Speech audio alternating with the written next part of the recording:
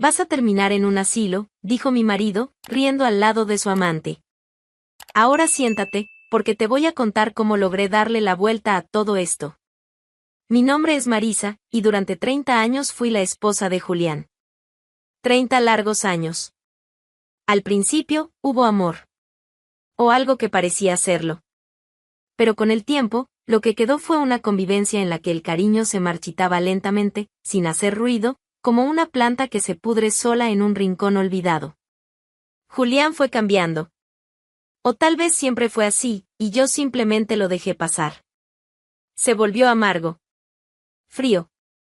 Pero no del tipo que grita o rompe cosas, no, él era demasiado meticuloso para eso. Hería con palabras.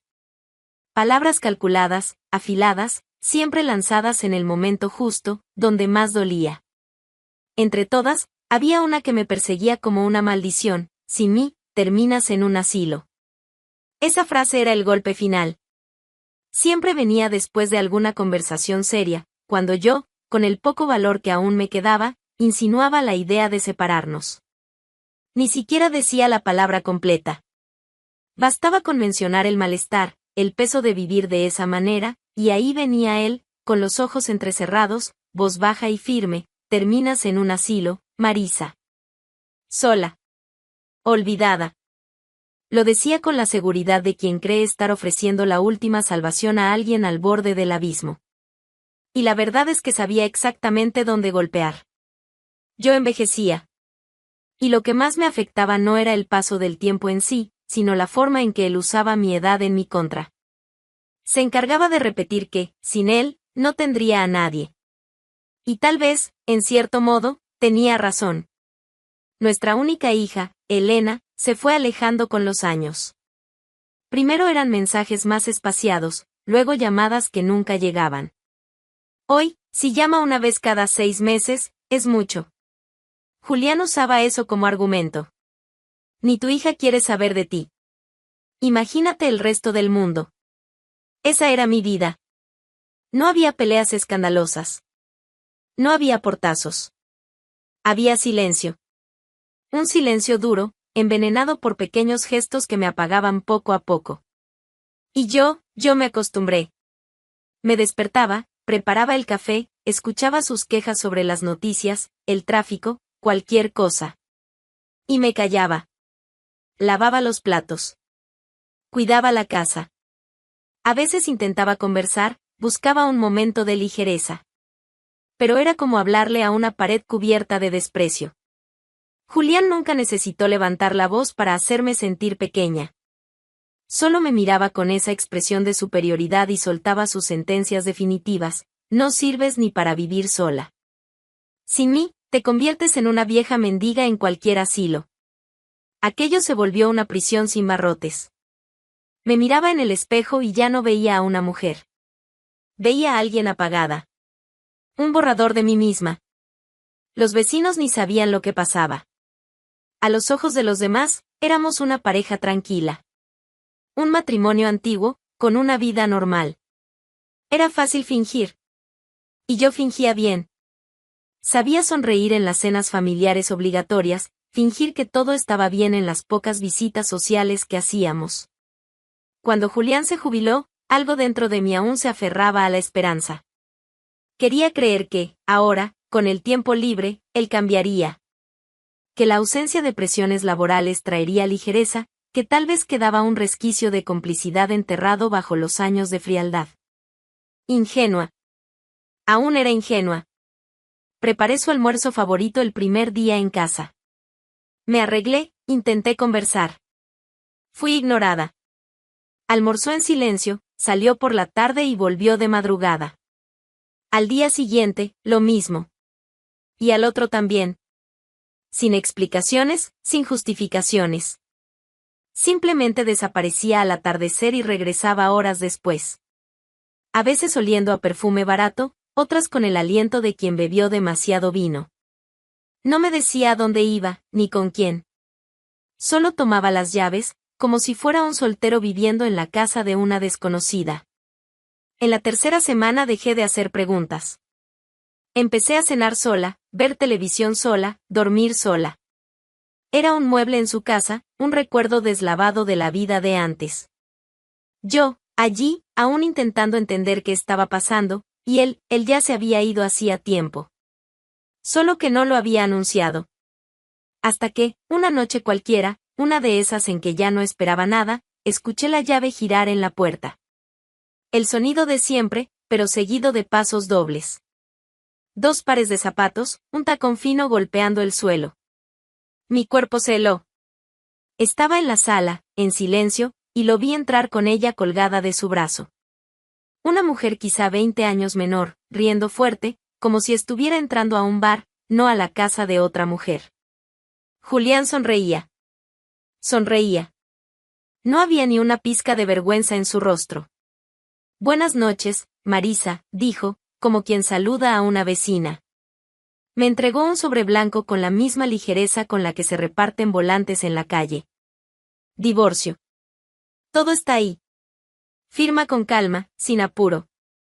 Ya está en el registro. Abrí el sobre con las manos temblorosas. Allí estaban los papeles, sellados, listos. No pude decir nada. Solo lo miré, como si aún esperara una explicación, una disculpa, un mínimo de dignidad. Pero lo que vino fue peor. ¿Recuerdas lo que siempre te decía? Preguntó, con esa sonrisa que aprendí a odiar. Sin mí, terminas en un asilo. La amante rió también. Una risita aguda, irritante. Él se volvió hacia ella y dijo algo como vamos a terminar de empacar las cosas. Y empezó a hacer las maletas allí mismo, en el cuarto que compartimos por 3 décadas. Ella entró con él, señalando cosas, tomando ropa, doblando trajes cuyas bastas yo misma cosí hace años. Yo me quedé parada en la sala, con el sobre en el regazo y el corazón en alguna parte del suelo. Cuando él se fue, ya era de madrugada. Me miró una última vez desde la puerta y dijo, cuida la casa hasta que el juez autorice la división. Pero si quieres irte antes, nadie te va a extrañar. Y se fue. Sin culpa. Sin remordimientos. Sin siquiera una mirada de despedida. El divorcio se oficializó semanas después. Sin ceremonia, sin explicaciones. Un documento frío que puso fin a toda una vida. El juez dictó, mitad para cada uno. Mitad de la casa, mitad de los ahorros, mitad de los muebles. Partes iguales de algo que nunca fue equilibrado. Julián se fue a vivir con ella. La nueva vida, como decía en los papeles. Yo me quedé en la casa, pero no había paz en esas paredes. Solo eco. Cada habitación traía recuerdos, y cada recuerdo venía cargado de un silencio que gritaba. En los primeros días, lloré mucho. Caminaba por la casa como quien visita un lugar abandonado. La cocina, el sofá, el cuarto, todo hablaba de él. Pero él ya no estaba. Y, por primera vez, eso era algo bueno. Fui recogiendo los pedazos. Sola. Sin llamadas de Elena. Sin visitas. Los vecinos, siempre discretos, solo murmuraban a escondidas. Yo fingía no darme cuenta. No había grito en mí. No había drama. Pero algo, muy en el fondo, empezó a moverse. No tenía un plan. Ninguna gran decisión. Pero, una mañana cualquiera, me levanté y, sin saber por qué, me puse un vestido liviano, me calcé los zapatos y salí. Solo eso. Salí de casa. No sabía a dónde ir. Caminé unas cuadras, entré en una librería, me senté en un banco de la plaza. Nadie me esperaba. Y, extrañamente, eso fue liberador. Al principio, fue extraño. Caminaba despacio, observándolo todo como si acabara de llegar a la ciudad. Me fijaba en las tiendas, en las personas, en los carteles. Hasta el viento me parecía diferente. Después de la segunda semana, empecé a tomar autobuses hacia lugares al azar. Me bajaba en cualquier parada y exploraba los alrededores. Tomaba café sola. Observaba. No hablaba mucho con nadie. Pero, por dentro, algo se iba acomodando. Poco a poco, la culpa fue disminuyendo. La culpa de estar viva. la culpa de respirar sin pedir permiso. Ya no era la esposa de Julián. Era una mujer que comenzaba a recordar que existía. Y que podía existir fuera de sus frases, fuera de su sombra. Empecé a hacer listas. Cosas simples, lugares que quería visitar, libros que quería releer, recetas que nunca había probado. No eran metas, eran recordatorios. Pequeños recordatorios de que podía desear. Un día, sin pensarlo, sonreí a un desconocido en la calle. Y él me devolvió la sonrisa. No hubo romance, no hubo historia. Pero esa sonrisa me hizo darme cuenta de que aún era vista. Aún era alguien. Fue en una de esas caminatas sin destino que conocí a Vicente. Había entrado en una tienda de artesanías, más por pasar el tiempo que por verdadero interés. Estaba mirando un conjunto de piezas de cerámica cuando escuché una voz masculina preguntar a la vendedora dónde estaban los portarretratos de madera. La voz era firme, pero tranquila. Cuando me giré, me encontré con un señor de cabello canoso, postura serena y una sonrisa amable, de esas que no apuran a nadie. No sé decir con certeza cómo empezó la conversación. Tal vez él hizo un comentario sobre las piezas, tal vez yo respondí. Solo recuerdo que, cuando me di cuenta, ya estábamos hablando sobre cerámica japonesa, viajes cortos por Andalucía y una feria de libros antiguos que iba a tener lugar el fin de semana. Vicente tenía una forma de conversar que no me recordaba a nadie. O mejor dicho, me recordaba precisamente a quien él no era. No intentaba parecer interesante. No se imponía. No esperaba que yo estuviera de acuerdo con todo. Y, sobre todo, no necesitaba hacerme sentir pequeña para sentirse grande. Acepté un café con él, días después. Luego otro. Con el tiempo, las conversaciones se volvieron más frecuentes. Yo empecé a contar partes de mi vida, y él escuchaba con atención. No con lástima. Con interés genuino. También compartía su historia, hablaba de su trabajo, de las cosas que valoraba, de las personas que respetaba. Hablaba mucho de dignidad, como si fuera un valor innegociable. Y fue en una de esas conversaciones, sentados en un banco del parque con vista a un campo de girasoles, que me dijo, trabajé 30 años en el área administrativa de una red de cooperativas. Pero fueron los últimos 15, como director regional, los más pesados. Tuve empleados muy buenos, y otros no tanto. Uno de ellos, por cierto, tenía tu mismo apellido. Julián Pérez, si no me equivoco. ¿Lo conoces? La pregunta vino con naturalidad. No había sospecha, solo curiosidad. Tardé unos segundos en responder. Lo conozco, dije, mirando al horizonte. Fue mi marido. Durante 30 años. Vicente no mostró sorpresa exagerada, ni hizo preguntas invasivas. Solo asintió en silencio, como quien entiende más de lo que dice. Luego comentó, con voz baja, era competente, pero arrogante. Nunca entendió lo que era trabajar en equipo. Siempre pensé que alguien debía frenar ese ego. Pero nunca supe si alguien lo logró. No. Nadie lo logró, respondí. Él sonrió levemente y cambió de tema. Y eso, para mí, lo fue todo. No quiso saber más. No me llenó de curiosidades ni de juicios. Vicente no era una sombra de mi pasado, era la luz de un presente que empezaba a tomar forma. Y, por primera vez, el nombre de Julián no me dolía. Era solo un detalle. Empecé a permitirme disfrutar de su compañía. Sin culpa, sin prisa. Era un tipo de relación que no exigía nada a cambio. No tenía que explicarme. No tenía que protegerme. Vicente me trataba con un tipo de respeto que ni siquiera sabía que existía. Vicente era un hombre de muchas convicciones, pero sin arrogancia. Involucrado en acciones sociales desde antes de jubilarse, tenía una atención especial por lugares que pocos quieren recordar, hogares de ancianos. Asilos, como aún los llaman muchos. Pero en su boca, la palabra nunca venía cargada de peso. Al contrario. Hablaba de esos espacios como lugares de cuidado. De presencia. De escucha. Fue natural cuando, un día, me invitó a acompañarlo en una visita. No tienes que hacer nada. Solo ir. Ver con tus propios ojos. A veces, solo estar ahí ya hace diferencia para alguien, me dijo. Fui. Al principio, más por él que por mí. No sabía bien qué esperar. La idea de entrar en un asilo siempre venía acompañada por la voz de Julián. Vas a terminar en uno de esos lugares. La amenaza rondaba mi cabeza como un eco antiguo. Pero fui. La primera visita fue extraña. No mala. Solo, incómoda. No conocía a nadie. Me quedé allí, algo apartada, observando cómo Vicente conversaba con algunos residentes como si fueran viejos amigos. Recordaba nombres, historias, preguntaba por las nietas, por las fotos en la pared. Y yo observaba. Un señor llamado Alberto se me acercó y me preguntó si era nueva allí. Le dije que sí. Él sonrió y respondió, bienvenida.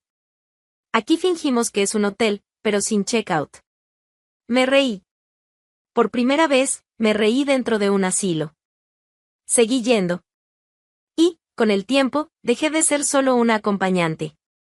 Empecé a involucrarme.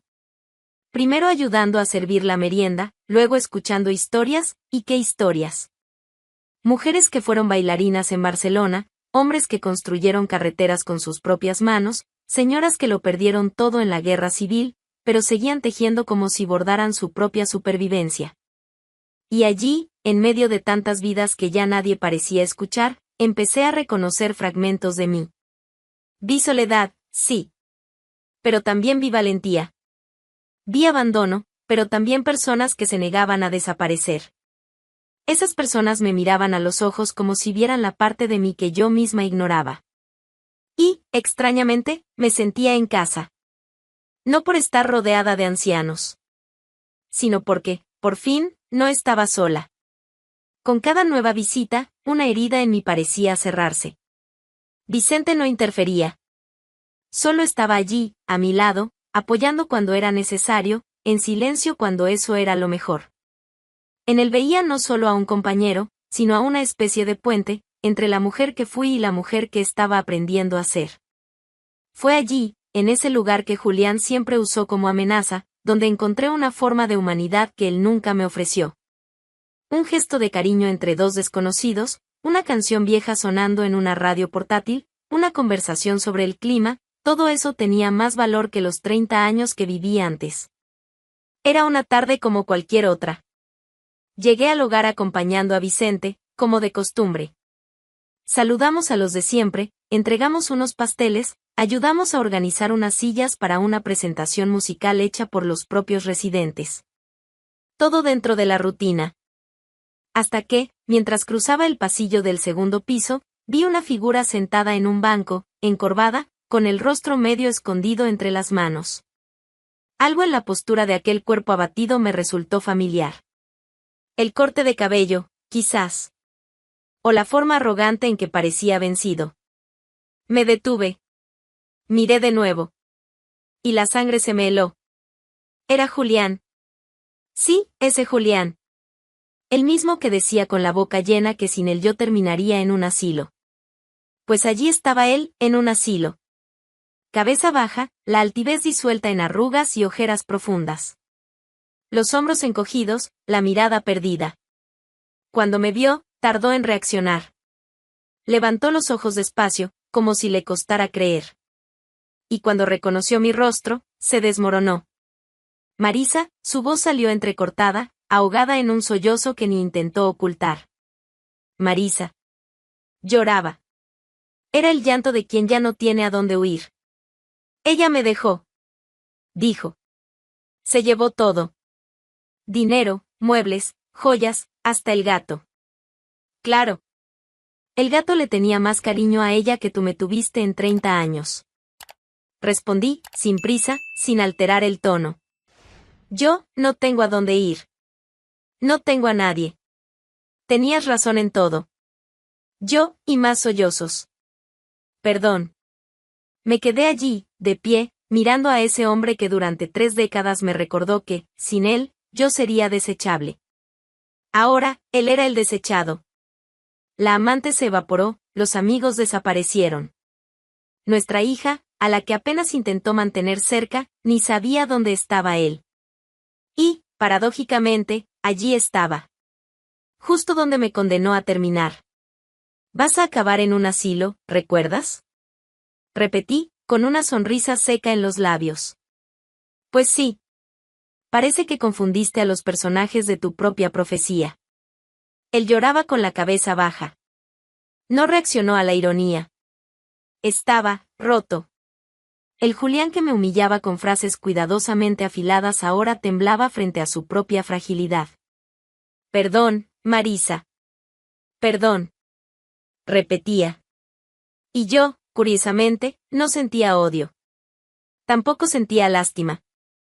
Lo que sentí fue ligereza. Me senté a su lado. Lo miré directamente a los ojos. Y hablé con toda la claridad que pude, te perdono. Pero no por ti. Por mí. Porque no voy a llevarte conmigo ni siquiera como un recuerdo amargo. Enterré a aquella mujer que tú apagaste todos los días. Y hoy, esta que tienes frente a ti, ya no le debe nada a nadie.